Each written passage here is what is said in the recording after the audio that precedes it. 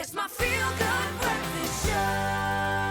Welcome back. It is your feel-good breakfast show, Expresso. I hope you've been having a fantastic Tuesday morning. Oh man, there's still far more feel-good coming your way all the way through to 9 o'clock. In fact, we've got Kuhle standing by out in Joburg this morning, bringing us some good news. You know Joanne Joseph, the icon, the iconic media personality whose career spanned over 2 decades. I mean, we've grown up practically listening to her on the radio, seeing her on our TV screens everywhere. She's got a brand new book out, and so Kuhle's catching up with her. Kuhle.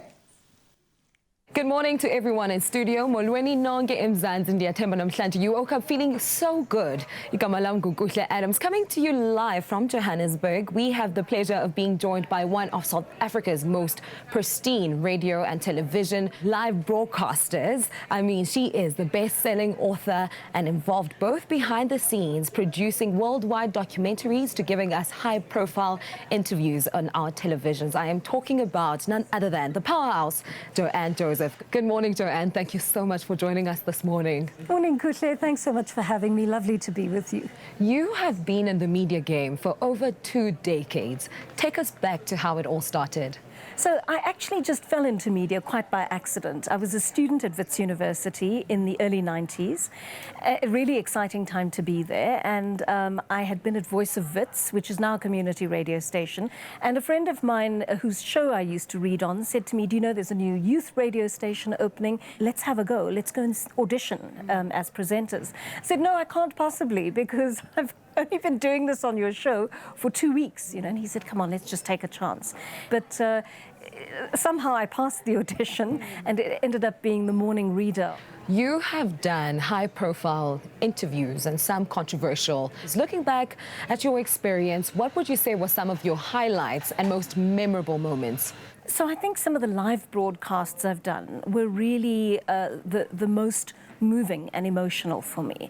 Madiba's funeral, for example, I mean, that was something that was broadcast all over the world. The international channels took our feed, you know, and so we were able to really dig deep and give the international community a sense of how we felt. That was one of the most emotional times that I was on air. But some of the other most memorable moments, they have to do with people who were, I mean, considered very ordinary and average, but were really important to me because they were bringing stories about late disclosure of abuse, that sort of thing. And they honored me by allowing me to have those interviews with them and you know, relived those things with me on air. So that for me was a real privilege. Being a journalist in the political space can be quite controversial at times, and I can imagine dangerous as well. How did you manage to navigate that space? It was really tough because I had to do a lot of difficult interviews with politicians in particular, people who'd been accused of corruption in the private sector, even in civil society, you know.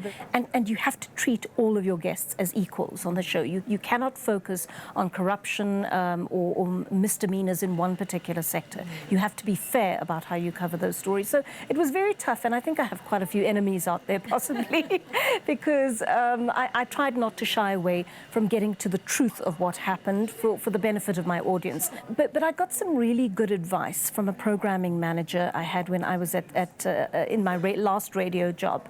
And he said to me, people are going to dislike you for all sorts of reasons. They're going to dislike you because you're a woman. They're going to dislike you because of your background. You know, there will be things about you that irritate them, and that's absolutely fine. You have got to learn to grow a really thick skin and live with it, because that's the nature of your work. And that was some of the most useful advice I got, not just for my television and radio work or for my writing, but for life in general, I think. That's very important advice, especially being in the public eye. Let's get into your books, Joanne. We're going to touch on your most recent book, Children of Sugarcane, a bit later on. The first book that you've ever written, Drug Muled, 16 years in a Thai prison. Walk us through that journey and what inspired you to write the book. So I didn't know that I could write at the time, you know, and I wanted to set up a challenge for myself. And I did a fascinating interview with Vanessa Goosen, who became the subject of that book later on. And I began to think after I left the studio that day, I think there are the elements of a beautiful story here, a very sad story, but a story about a woman who's overcome quite a lot, who maintains her innocence, and it hasn't had a chance to really tell this story. And so shortly after that, we approached her and said, you know, is this something you would like to do? And she said, well, a couple of people have tried to write the book already. I wasn't happy, but I want to give it another shot. And so we did. Thank you so much, Joanne, for starting the morning off with us and touching on your first offering, Drug Muled, 16 years in a Thai prison. After this, we are going to be getting into your second offering, Children of Sugarcane. And I hope that you guys at home keep it locked right here on your Feel Good Breakfast show, because Joanne is not going anywhere. We will see you shortly.